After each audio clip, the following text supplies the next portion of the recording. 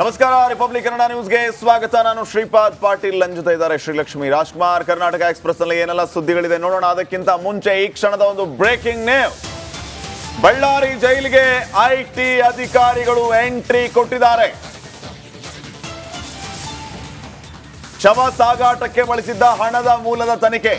ದರ್ಶನ್ ವಿರುದ್ಧ ರೇಣುಕಸ್ವಾಮಿ ಕೊಲೆ ಪ್ರಕರಣದ ವಿಚಾರಕ್ಕೆ ಸಂಬಂಧಪಟ್ಟಂತೆ ಕೊಲೆಗೆ ನಂತರ ರೇಣುಕಸ್ವಾಮಿ ಶವ ಸಾಗಾಟಕ್ಕೆ ಬಳಸಿದ್ದ ಹಣದ ಮೂಲದ ತನಿಖೆ ನಡೆಸೋದಕ್ಕೆ ಐಟಿ ಅಧಿಕಾರಿಗಳು ಬಂದಿದ್ದಾರೆ. ಅಷ್ಟು ಲಕ್ಷ ಇಷ್ಟು ಲಕ್ಷ ಎಲ್ಲಿಂದ ಬಂತು ಈ ಲಕ್ಷ? 40 ಲಕ್ಷ ರೂಪಾಯಿ ಹಣದ ಬಗ್ಗೆ ಐಟಿ ಅಧಿಕಾರಿಗಳು ವಿಚಾರಣೆಯನ್ನು ನಡೆಸ್ತಾ ಇದ್ದಾರೆ. ಹೈ ಸೆಕ್ಯೂರಿಟಿ ಸೆಲ್ನಿಂದ ದರ್ಶನನ್ನ ಈಗಾಗಲೇ ಜೈಲು ಸಿಬ್ಬಂದಿ ಕರೆ ತಂದಿದ್ದಾರೆ. ಐಟಿ ಅಧಿಕಾರಿಗಳ ಮುಂದೆ ದರ್ಶನನ್ನ ಹಾಜರುಪಡಿಸಿದ್ದಾರೆ. ದರ್ಶನ್ಗೆ ಈಗ ಪ್ರಶ್ನೆಗಳ ಮೇಲೆ ಪ್ರಶ್ನೆ. ಎಲ್ಲಿಂದ ಬಂತಪ್ಪ ಈ 40 ಲಕ್ಷ? 40 ಲಕ್ಷ ರೂಪಾಯಿ ಈಗ ಈ ರೇಣುಕಸ್ವಾಮಿ ಕೊಲೆ ನಂತರ ಶವ ಸಾಗಾಟಕ್ಕೆ ಹೋಗಿ ಶರಣಾಗೋದಕ್ಕೆ ಇತ್ಯಾದಿ ಇತ್ಯಾದಿ. ಆ ಚಾರ್ಜ್ ಶೀಟ್ ನಲ್ಲಿ ವೆರಿ ಕ್ಲಿಯರ್ ಆಗಿದೆ. ಮೊದಲು 30 ಲಕ್ಷ ಇಸ್ಕೊಂಡಿದ್ದು, ಆಮೇಲೆ ಮತ್ತೆ 10 ಲಕ್ಷ ಬೇಕು ಅಂತ ಹೇಳಿದ್ದು, ಆಮೇಲೆ ಅದು ಯಾರ್ಯಾರ ಮನೆಯಲ್ಲಿ ಪೊಲೀಸರು ವಶಕ್ಕೆ ಪಡೆದುಕೊಂಡ್ರು, ಇಷ್ಟು ಹಣ ಇವ್ರಿಗೆ ಎಲ್ಲಿಂದ ಬಂತು, ಯಾರು ಕೊಟ್ರು, ಏತಕ್ಕ ಕೊಟ್ರು, ಈ ಹಣದ ಮೂಲ ಎಲ್ಲಿಂದ, ಈ ಎಲ್ಲಾ ವಿಚಾರಗಳ ಬಗ್ಗೆ ಐಟಿ ಅಧಿಕಾರಿಗಳು ದರ್ಶನನ ಮುಂದೆ ಕೂರಿಸ್ಕೊಂಡಿದ್ದಾರೆ, ಪ್ರಶ್ನೆ ಮಾಡ್ತಾ ಇದ್ದಾರೆ. ಜೈಲು ಅಧೀಕ್ಷಕರ ಕೊಠಡಿಯಲ್ಲಿ ಈಗ ಸದ್ಯ ವಿಚಾರಣೆ ನಡೀತಾ ಇದೆ. ಯಥಾವತ್ ಮಾಹಿತಿಯನ್ನ ನಿಮ್ಮ ಮುಂದೆ ಇಡ್ತಾ ಇದ್ದೀವಿ ವೀಕ್ಷಕರೇ. ಬಳ್ಳಾರಿ ಜೈಲಲ್ಲಿ ಈಗ ದರ್ಶನನ್ನ ಆ ಕೊಠಡಿಗೆ ಕರೆತರಲಾಗಿದೆ. ಐಟಿ ಅಧಿಕಾರಿಗಳ ಮುಂದೆ ಕೂರಿಸಿದ್ದಾರೆ. ಐಟಿ ಅಧಿಕಾರಿಗಳು ವಿಚಾರಣೆಯನ್ನ ನಡೆಸ್ತಾ ಇದ್ದಾರೆ, ಪ್ರಶ್ನೆಗಳನ್ನ ಕೇಳ್ತಾ ಇದ್ದಾರೆ. 40 ಲಕ್ಷ ರೂಪಾಯಿ ಎಲ್ಲಿಂದ ಬಂತು, ಈ ಹಣದ ಮೂಲ ಏನು, ಏನು ಎತ್ತ, ಯಾರ್ಯಾರಿಗೆ ಎಷ್ಟೆಷ್ಟು ಕೊಟ್ಟಿದ್ರಿ, ಏನು, ಈ ಎಲ್ಲಾ ವಿಚಾರಗಳ ಬಗ್ಗೆ ಸ್ವತಃ ದರ್ಶನ್ನಿಂದ ಮಾಹಿತಿ ಪಡೆಯುವ ಕೆಲಸ ಐಟಿ ಅಧಿಕಾರಿಗಳಿಂದ ಆಗ್ತಾ ಇದೆ. ದೃಶ್ಯಗಳಲ್ಲಿ ಗಮನಿಸ್ತಾ ಇದ್ದೀರಿ. ಐಟಿ ಅಧಿಕಾರಿಗಳು ಜೈಲಿಗೆ ಎಂಟ್ರಿ ಕೊಡ್ತಾ ಇರುವಂತಹ ದೃಶ್ಯಗಳಿದು. ಮತ್ತಷ್ಟು ಅಪ್ಡೇಟ್ಸ್ ಅನ್ನ ಪಡೆಯೋಣ. ನಮ್ಮ ಬಳ್ಳಾರಿ ಪ್ರತಿನಿಧಿ ರೇಣುಕಾರಾಧ್ಯ ಈಗ ಬಳ್ಳಾರಿ ಸೆಂಟ್ರಲ್ ಜೈಲ್ ಮುಂಭಾಗದಿಂದ ನೇರ ಸಂಪರ್ಕದಲ್ಲಿ ಜಾಯಿನ್ ಆಗ್ತಾ ಇದ್ದಾರೆ. ಎಸ್ ರೇಣುಕಾರಾಧ್ಯ, ಗಮನಿಸ್ತಾ ಇದೀವಿ ಐಟಿ ಅಧಿಕಾರಿಗಳು ಈಗ ಎಂಟ್ರಿ ಕೊಟ್ಟಿದ್ದಾರೆ, ವಿಚಾರಣೆಗೆ ಒಳಪಡಿಸಿದ್ದಾರೆ ಆರೋಪಿ ನಟ ದರ್ಶನ್ ಅನ್ನ. ಹಣದ ಮೂಲವೇ ಈಗ ಮುಖ್ಯ ವಿಚಾರ ಆಗಿದೆ. ಎಕ್ಸಾಕ್ಟ್ಲಿ ಜೈಲು ಒಳಗಡೆ ಈಗ ಏನ್ ನಡೀತಾ ಇದೆ, ತಮಗೆ ಏನೆಲ್ಲ ಮಾಹಿತಿ ಸಿಕ್ಕಿದೆ, ಏನ್ ಅಪ್ಡೇಟ್ಸ್ ಕೊಡ್ತೀರಿ?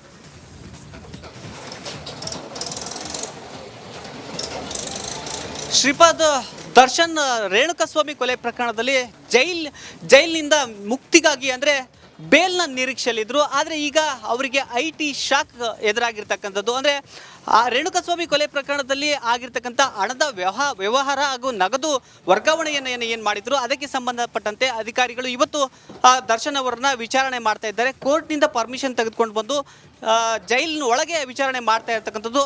ಅಧೀಕ್ಷಕರ ಕೊಠಡಿಯಲ್ಲಿ ದರ್ಶನ್ ಅವರನ್ನ ಕೂರಿಸ್ಕೊಂಡು 5 ಜನ ಅಧಿಕಾರಿಗಳು ದರ್ಶನ್ ಅವರಿಗೆ ಪ್ರಶ್ನೆಗಳ ಸುರಿಮಳೆಗಳನ್ನು ಗೈತಾ ಇದ್ದಾರೆ. ಯಾಕಂದ್ರೆ ಸಾಕಷ್ಟು ಹಣವನ್ನ ಈ ಒಂದು ಪ್ರಕರಣದಲ್ಲಿ ಬೇರೆ ಬೇರೆ ಕಡೆ ವರ್ಗಾವಣೆ ಮಾಡಲಾಗಿತ್ತು. ಹೀಗಾಗಿ ಜೈಲಿನಿಂದ ದರ್ಶನ್ ಅವರನ್ನ ವಿಚಾರಣೆ ಮಾಡಿದ ಬಳಿಕ ಇನ್ನಷ್ಟು ಮಾಹಿತಿಯನ್ನ ಅವರ ಮನೆ. ಓಕೆ, ಥ್ಯಾಂಕ್ ಯು ಮಾಹಿತಿಗಾಗಿ ರೇಣುಕಾರಾಧ್ಯ. ಮತ್ತೆ ಸಂಪರ್ಕಿಸ್ತೀವಿ.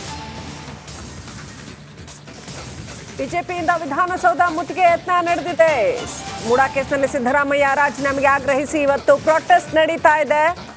ಅಶೋಕ್ ನೇತೃತ್ವದಲ್ಲಿ ವಿಧಾನಸೌಧ ಚಲೋ, ಅಶೋಕ್ ನೇತೃತ್ವದಲ್ಲಿ ವಿಧಾನಸೌಧ ಚಲೋ ಹಮ್ಮಿಕೊಂಡಿದ್ದಾರೆ. ಬಿಜೆಪಿ ಬಹಳ ಪ್ರಬಲವಾಗಿ ಪ್ರತಿಭಟನೆಯನ್ನ ಮಾಡ್ತಾ ಇದೆ. ಎಲ್ಲ ಬಿಜೆಪಿ ನಾಯಕರು ಬಂದಿದ್ರು. ಇದೀಗ ಪೊಲೀಸರು ಅಶೋಕ್ ಸೇರಿದಂತೆ ಬಿಜೆಪಿ ಮುಖಂಡರುಗಳನ್ನ ವಶಕ್ಕೆ ಪಡೆದಿದ್ದಾರೆ. ಬೆಳಗಿನಿಂದ ಗಾಂಧಿ ಪ್ರತಿಮೆಯ ಬಳಿ ಪ್ರತಿಭಟನೆ ನಡೆಸ್ತಾ ಇದ್ರು.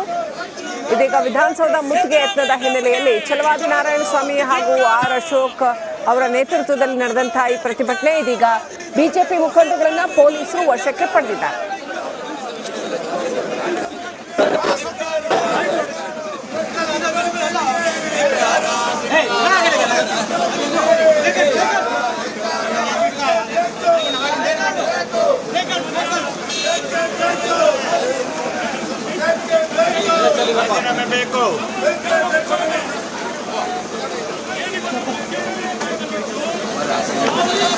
ಬಿಜೆಪಿ ನಾಯಕರುಗಳನ್ನ ಪೊಲೀಸರು ವಶಕ್ಕೆ ಪಡಿತಾ ಇದ್ದಾರೆ. ಬೆಳಗಿನಿಂದಾನೂ ಕೂಡ ಪ್ರತಿಭಟನೆ ನಡೀತಾ ಇತ್ತು. ಇದೀಗ ಸುನಿಲ್ ಕುಮಾರ್ ಸೇರಿದಂತೆ ಅನೇಕ ಬಿಜೆಪಿ ನಾಯಕರು ಬಂದು ಪ್ರತಿಭಟನೆಯಲ್ಲಿ ಪಾಲ್ಗೊಂಡಿದ್ರು. ರವಿಕುಮಾರ್ ಇದ್ದಾರೆ, ಸುನಿಲ್ ಕುಮಾರ್ ಇದ್ದಾರೆ, ಹೆಚ್ಚಿನ ಬಿಜೆಪಿ MLA-ಗಳಿದ್ದಾರೆ, ಅವರನ್ನು ವಶಕ್ಕೆ ಪಡೆಯುವಂಥ ಕೆಲಸನ ಪೊಲೀಸರು ಮಾಡ್ತಾ ಇದ್ದಾರೆ. ಯಾಕಂತಂದ್ರೆ ವಿಧಾನಸೌಧಕ್ಕೆ ಮುತ್ತಿಗೆ ಹಾಕುವಂಥದ್ದನ್ನು ಮಾಡಿದ್ರು.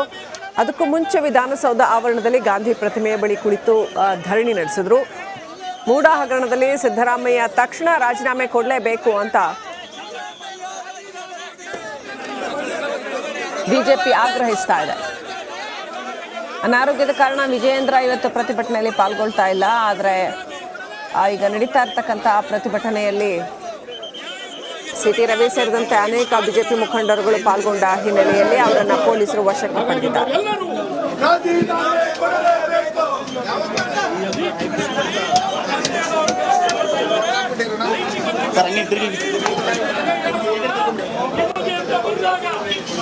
ಈಗಾಗಲೇ ಎಲ್ಲ ಬಿಜೆಪಿಯ ಶಾಸಕರನ್ನ ವಶಕ್ಕೆ ಪಡೆದ ಅರವಿಂದ್ ಬೆಲ್ಲದವರು ಬನ್ನಿ ಮಾತಾಡ್ತಾರೆ.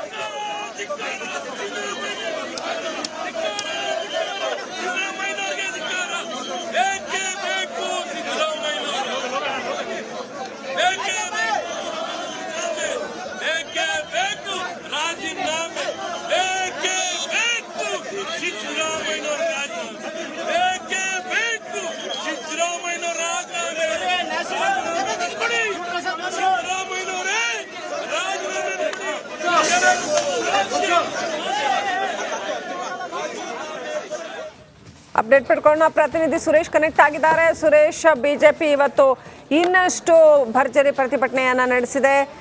ವಿಜೇಂದ್ರ ಅವರು ಬಂದಿಲ್ಲ, ಆದರೆ ಆರ್ ಅಶೋಕ್ ನೇತೃತ್ವದಲ್ಲಿ ಪ್ರತಿಭಟನೆ ನಡೆದಿದೆ. ಎಷ್ಟರ ಮಟ್ಟಿಗೆ ಈ ಪ್ರತಿಭಟನೆ ಪರಿಣಾಮ ಬೀರತ್ತೆ ಅಂತ ಅನ್ಸುತ್ತೆ?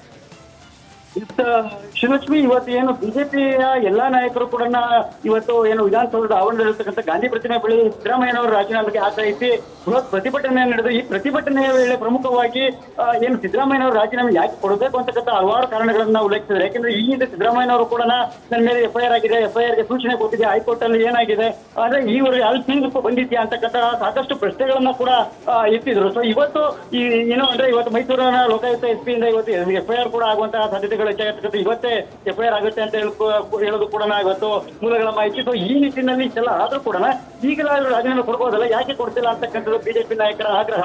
ಜೊತೆಗೆ ಸಹಜವಾಗಿ ರಾಜ್ಯ ಸರ್ಕಾರದ ಮೇಲೆ ಒಂದಷ್ಟು ಒತ್ತಡವನ್ನು ತರುವ ನಿಟ್ಟಿನಲ್ಲಿ ಕನ್ನಡ ವಿರೋಧ ಪಕ್ಷದ ಎಲ್ಲಾ ಶಾಸಕರು ಮತ್ತೆ ನಾಯಕರು ಕೂಡ ಒಂದು ನಿರಂತರ ಪ್ರಯತ್ನವನ್ನು ಕೂಡ ಮಾಡ್ತಾ ಇರ್ತಕ್ಕಂಥದ್ದು. ಕಳೆದ 2 ತಿಂಗಳಿಂದನೂ ಕೂಡ ಶ್ರೀಲಕ್ಷ್ಮಿ ಸಿದ್ದರಾಮಯ್ಯ ರಾಜೀನಾಮೆಗೆ ಆಗ್ರಹವನ್ನ ಮಾಡ್ತಾ ಇದ್ದಾರೆ. ಆದ್ರೆ ಇದೆಯೂ ಕೂಡ ಸಿದ್ದರಾಮಯ್ಯ ರಾಜೀನಾಮೆ ಸುಳಿವಿರಲಿ ಒಂದು ಸಣ್ಣ ಅಂತಹ ಒಂದು ಮಾತನ್ನು ಕೂಡ ಆಡ್ತಾ ಇಲ್ಲ. ಆದ್ರೆ ಈ ಒಂದು ಬೆಳವಣಿಗೆಗಳ ಮಧ್ಯೆ ಈಗ ಕಾಂಗ್ರೆಸ್ನಲ್ಲೇ ಇರ್ತಕ್ಕಂಥ ಹಿರಿಯ ಶಾಸಕರಾದ KP ಕೋಳಿವಾಡವರು ಕೂಡ ಒಂದು ಮಾತನ್ನು ಹೇಳಿರ್ತಕ್ಕಂಥದ್ದು. ಅವರು ಕೂಡ ಸಿದ್ದರಾಮಯ್ಯ ರಾಜೀನಾಮೆ ಕೊಟ್ಟರೆ ಸೂಕ್ತ ಅಂತಕ್ಕಂಥದ್ದು ಕಾಂಗ್ರೆಸ್ನ ಆಂತರಿಕ ವಲಯದಲ್ಲೂ ಕೂಡ ಕೇಳಿಬಂದಿರ್ತಕ್ಕಂಥದ್ದು. ಹೀಗಾಗಿ ಈಗ ಸದ್ಯ ಕಾಂಗ್ರೆಸ್ನಲ್ಲೂ ಕೂಡ ಒಂದು ರೀತಿಯ ಏನು ಸಿದ್ದರಾಮಯ್ಯ ರಾಜೀನಾಮೆಗೆ ಒಳಗೆ ಮಾತುಗಳು